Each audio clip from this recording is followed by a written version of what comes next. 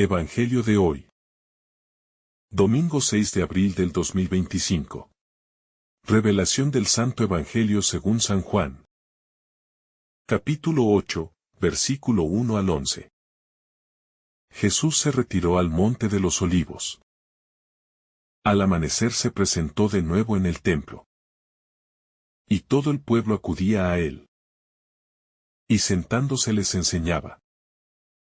Los escribas y los fariseos le llevaron una mujer sorprendida en adulterio.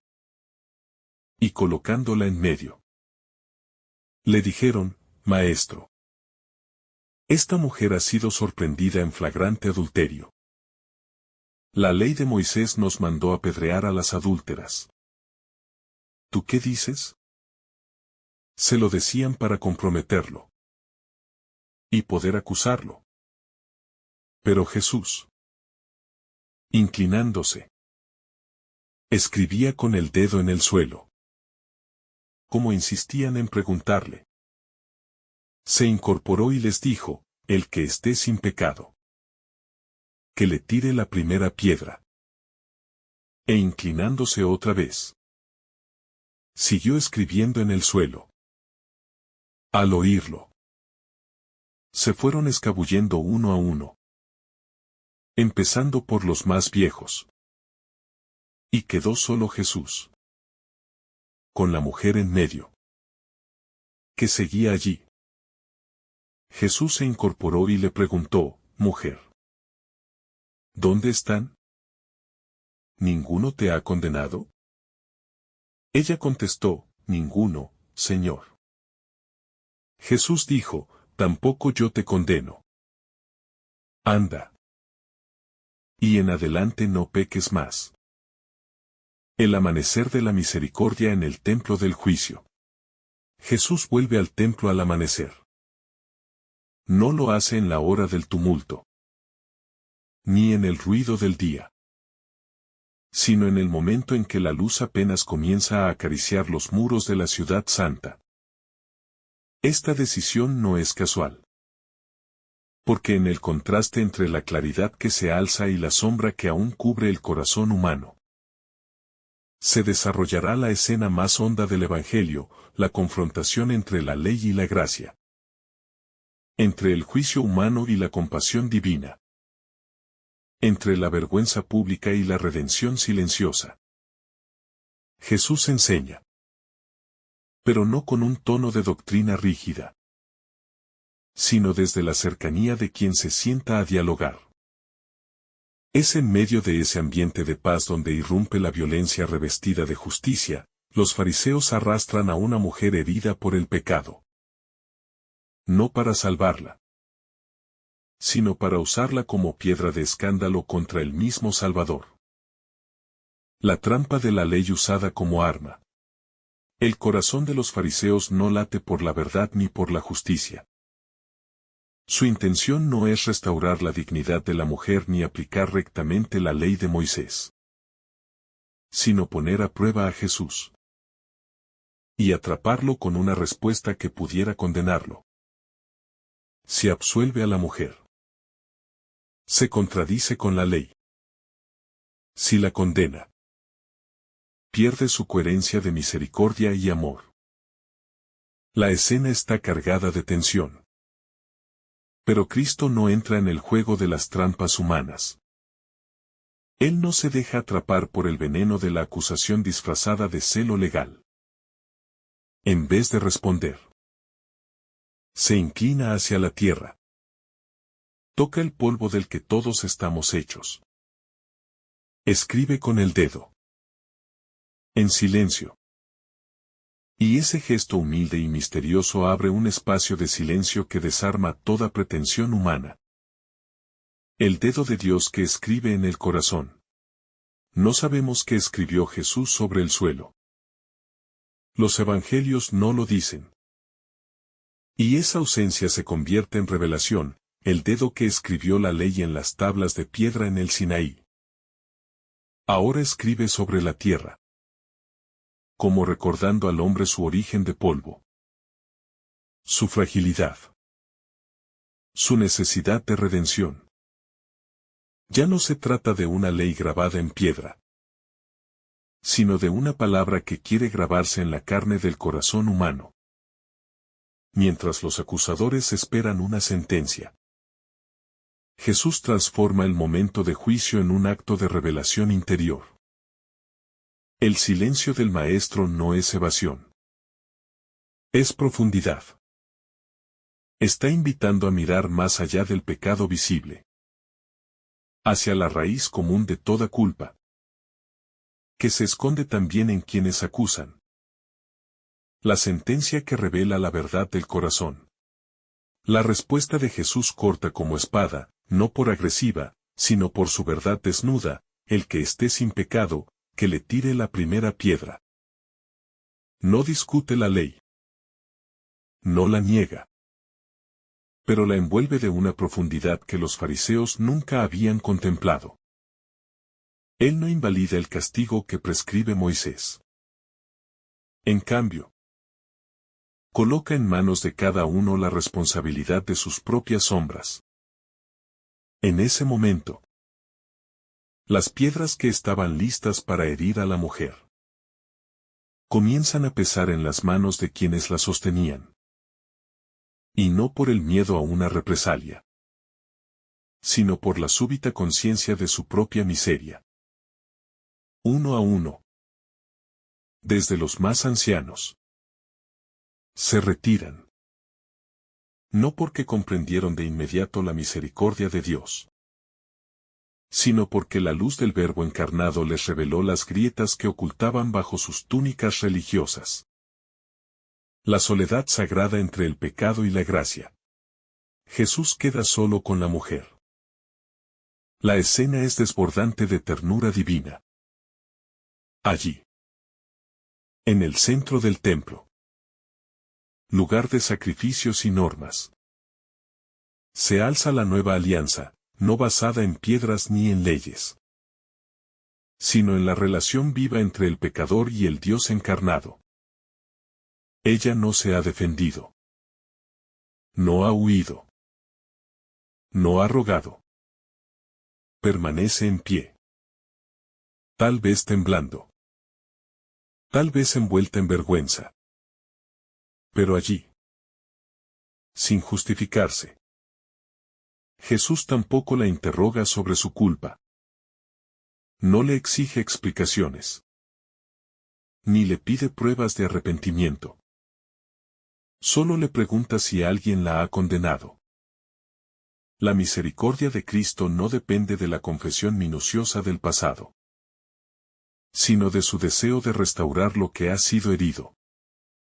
Tampoco yo te condeno, la palabra que rehace la vida. La frase de Jesús tampoco yo te condeno es el núcleo más puro del Evangelio. El Hijo eterno del Padre. El Santo de los Santos. El único sin pecado. Tiene el derecho de juzgar. Pero no lo hace. Porque su misión no es venir a juzgar, sino a salvar. La mujer no escucha una condena, sino una absolución que la desarma, que le devuelve la libertad interior. En ese tampoco yo te condeno se rompe la cadena del juicio humano, de la culpa paralizante, del peso de los errores pasados. Ella no solo es salvada físicamente, sino regenerada desde dentro. Es una mujer nueva. No porque ya no haya pecado, sino porque ha sido amada en su debilidad. La exhortación final: libertad con propósito. Jesús no se detiene solo en perdonar. También dice: ve, y en adelante no peques más. Aquí está la plenitud del encuentro con Dios, un amor que no condena, pero que también invita a una transformación profunda. No es un perdón indulgente, que deja todo igual, sino una gracia que llama a una vida nueva. No es simplemente una liberación del castigo, sino una propuesta de libertad verdadera. Jesús no relativiza el pecado, pero tampoco lo convierte en el centro. El centro es siempre la persona. Su dignidad. Su destino eterno. La mujer no recibe un reproche, sino una misión. Ve. Camina. Continúa tu vida. Pero hazlo desde el perdón recibido. Una pedagogía divina que abraza antes de corregir. El modo en que Jesús trata a esta mujer revela su pedagogía única. Él no empieza por la corrección, sino por el abrazo. No por la denuncia, sino por la acogida. Porque solo cuando uno se sabe amado, puede comenzar a cambiar desde dentro. La corrección sin amor humilla. Endurece. Pero el amor que primero redime, luego transforma. Cristo no cierra los ojos ante el mal, pero tampoco lo utiliza para someter. Él mira más allá del acto, hacia el alma que lo ha cometido. No aprueba el pecado, pero sí abraza al pecador. Porque sabe que solo el amor mueve a una conversión real. El rostro oculto de los que acusan. En los acusadores de la mujer. Se esconde el drama de toda humanidad que no ha comprendido el corazón de Dios. Es el rostro endurecido de aquellos que conocen la letra de la ley, pero no su espíritu. Su mirada se fija en el error ajeno, mientras ignoran su propio abismo interior. Se creen defensores de lo sagrado, pero en realidad han usurpado el lugar de Dios, creyendo tener el poder de decidir quién merece vivir o morir. Jesús no los humilla públicamente. Al contrario, les ofrece la oportunidad de mirar dentro de sí. El gesto de escribir en el suelo. El silencio que sostiene. Y la frase que pronuncia. Funcionan como un espejo que les muestra que no están libres de culpa. No es una condena contra ellos, sino una posibilidad de redención para todos. La pedagogía del silencio que enseña sin palabras. Uno de los gestos más poderosos de Jesús en este pasaje es su silencio. Frente al tumulto, la violencia verbal y la urgencia de los acusadores por arrancarle una respuesta, Él se agacha y escribe. No se precipita. No se irrita. No se defiende.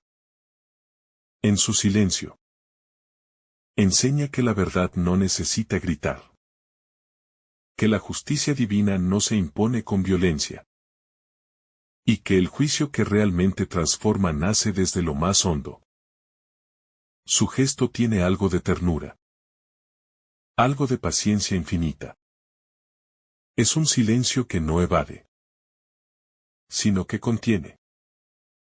A veces, el alma necesita ese tipo de enseñanza.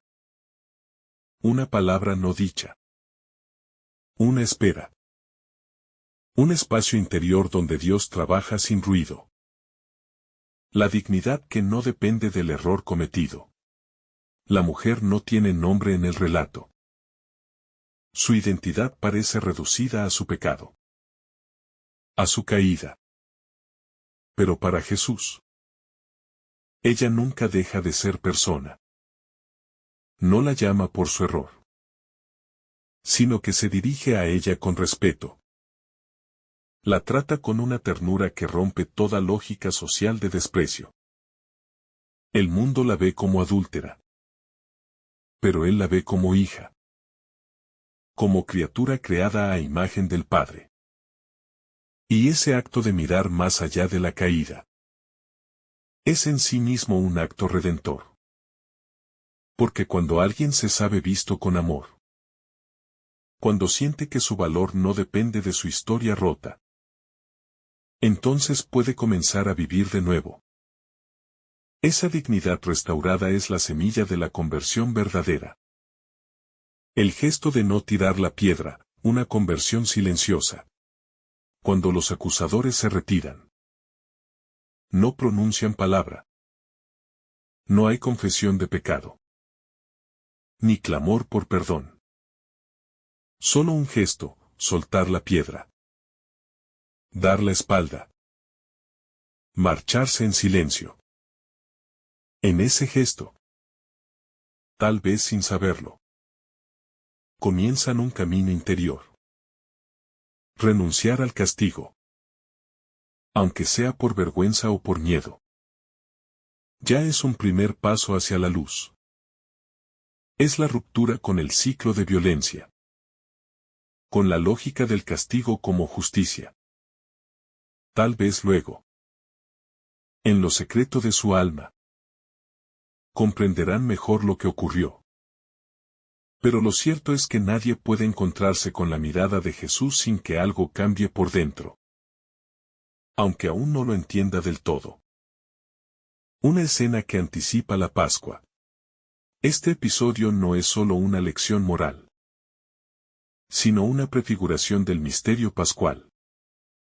Jesús se pone en medio de los pecadores, no para condenarlos, sino para ser él mismo el que asuma la condena. Más adelante, en la cruz, no escribirá en el suelo, sino que ofrecerá su sangre sobre la tierra. La mujer representa a toda la humanidad adúltera, infiel a Dios, pero siempre amada. Y Jesús, en vez de lanzar piedras, se dejará herir. En vez de acusar, rogará perdón por sus verdugos. Esta escena sencilla en el templo, al amanecer, contiene en semilla todo el plan de salvación que se consumará en el Calvario. Una misericordia que desafía los sistemas religiosos.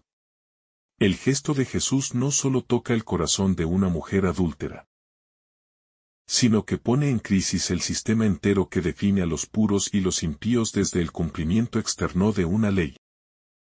En esta escena, el Mesías desmonta una religiosidad basada en la apariencia, que olvida que todos somos necesitados de gracia. Jesús no viene a destruir la ley, sino a llevarla a su plenitud. Es decir, a revelar que su cumplimiento no puede excluir al amor, ni colocarse por encima de la persona. El verdadero cumplimiento de la ley es la compasión.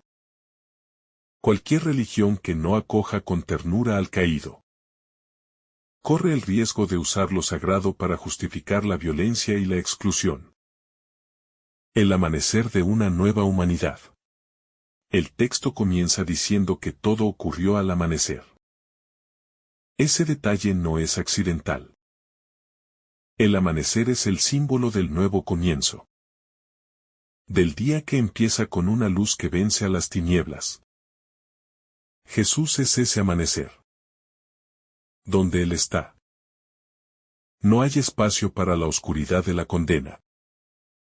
En su presencia, el día se renueva para todos. Esta mujer representa a quienes despiertan en un momento de ruptura, rodeados por la hostilidad, pero encuentran en Jesús la luz que los devuelve a la vida. Es el amanecer no de un día cualquiera, sino de una nueva existencia, marcada por el perdón, la ternura y la dignidad restaurada. Un maestro que no responde con teoría sino con compasión. Los fariseos vienen con una trampa teológica. Esperan una sentencia, una declaración, una fórmula.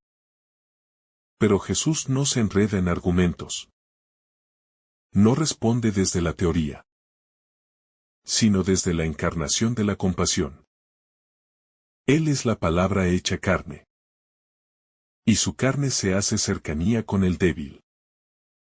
Su sabiduría no separa, sino que une. Por eso su enseñanza desconcierta. Porque no responde con las lógicas humanas. No escoge un bando, sino que crea un espacio nuevo, donde la ley y la gracia se abrazan sin anularse. Una libertad que no condena ni permite la esclavitud del pecado. Jesús libera, pero no relativiza el pecado.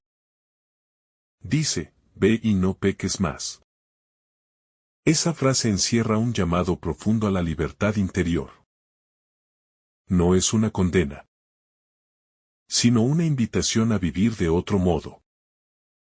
El perdón no anula la verdad, pero le devuelve al alma su posibilidad de elegir de nuevo. Jesús no obliga, pero tampoco deja a la mujer en la esclavitud de sus errores. Le da el don de comenzar otra historia. Esta libertad es el fruto de haber sido mirada con misericordia. Es una libertad que no necesita la fuerza, sino que nace de haber sido amada sin condiciones. Una iglesia llamada a imitar el estilo de Jesús. Este relato interpela a la iglesia de todos los tiempos. La comunidad cristiana está llamada a ser como Cristo, espacio donde los pecadores puedan acercarse sin miedo. El templo del amanecer donde se desarrolló esta escena anticipa el corazón de la iglesia, no una sala de juicios, sino un hospital de misericordia. La comunidad cristiana no puede ser la que levanta piedras, sino la que se arrodilla con el Señor para escribir caminos nuevos sobre la tierra de la historia humana. Cada vez que el cuerpo de Cristo actúa desde la compasión, el Evangelio se hace carne de nuevo. Y los corazones rotos encuentran su lugar. El perdón como semilla de futuro. La absolución que Jesús otorga a la mujer no es solo para su pasado, sino también una promesa para su porvenir. Cuando alguien ha sido salvado de la muerte, como ella, empieza a vivir de otra manera. No con miedo, sino con esperanza. No arrastrando una culpa interminable, sino con la certeza de ser sostenido por una gracia mayor que todo pecado. Jesús no solo limpia, sino que siembra. De su gesto brota una mujer nueva. Una historia redimida. Una fecundidad desconocida. Allí donde el mundo había decretado la muerte, Él abre el camino de una vida más alta. La mirada que sostiene el alma. En el silencio final. Después de que todos se han ido, queda esa mirada entre Jesús y la mujer. No se dicen mucho, pero todo está dicho. Es la mirada que no aplasta, que no invade, sino que comprende, levanta y sana. Esa mirada ha recorrido siglos hasta hoy. Y sigue buscando a cada uno de nosotros. Porque todos, en algún momento, hemos sido esa mujer. Todos hemos estado a punto de ser destruidos por nuestras decisiones. Por nuestras culpas. Por las piedras de los demás. Pero Él nos mira. Y cuando su mirada nos alcanza, ya no somos los mismos. El silencio como juicio verdadero. Lo más desconcertante de este pasaje no es lo que se dice, sino lo que no se dice. Jesús no grita. No debate. No responde con vehemencia. Se inclina. Escribe en el suelo. Guarda silencio. Su actitud es elocuente. Porque revela que el juicio más verdadero no nace de las palabras acusadoras, sino del corazón que es capaz de detenerse y mirar hacia adentro. En esa pausa contemplativa, El Maestro deja que cada uno confronte su propia historia. Que cada conciencia escuche su verdad. Y que la justicia no sea un dedo levantado, sino una oportunidad de conversión silenciosa. Escribir en el polvo, el gesto del Dios que no grita. ¿Qué escribió Jesús sobre la tierra? No lo sabemos. Pero su gesto tiene un valor profundo. Escribe sobre el polvo. Sobre lo efímero. Sobre lo que el viento puede borrar. Ese acto simboliza que Dios no graba nuestras culpas en piedra, sino que las escribe sobre algo que puede desaparecer.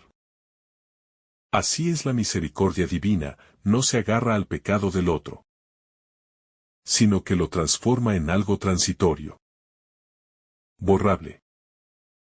Jesús no fija su mirada en el pecado, sino en la posibilidad de renacer.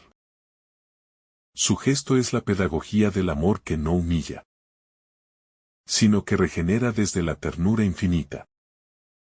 La caída de los acusadores, el orden inverso del reino.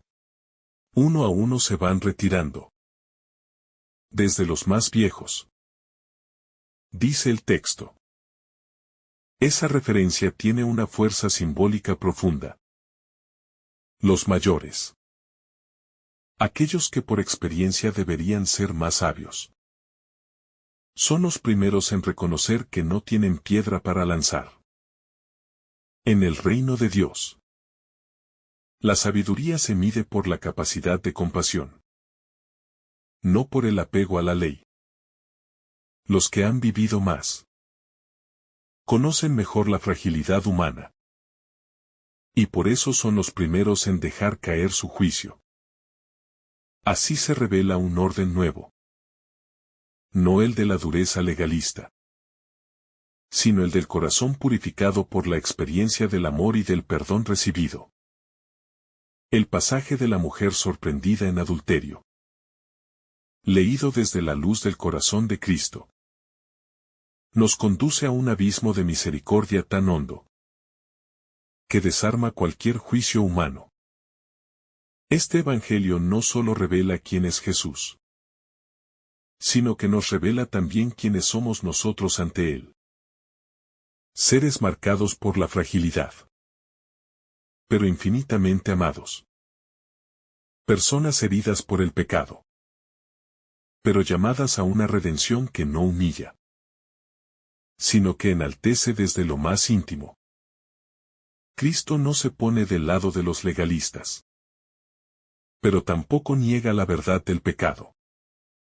Él no dice que lo que hizo la mujer está bien, pero tampoco le arroja condena alguna.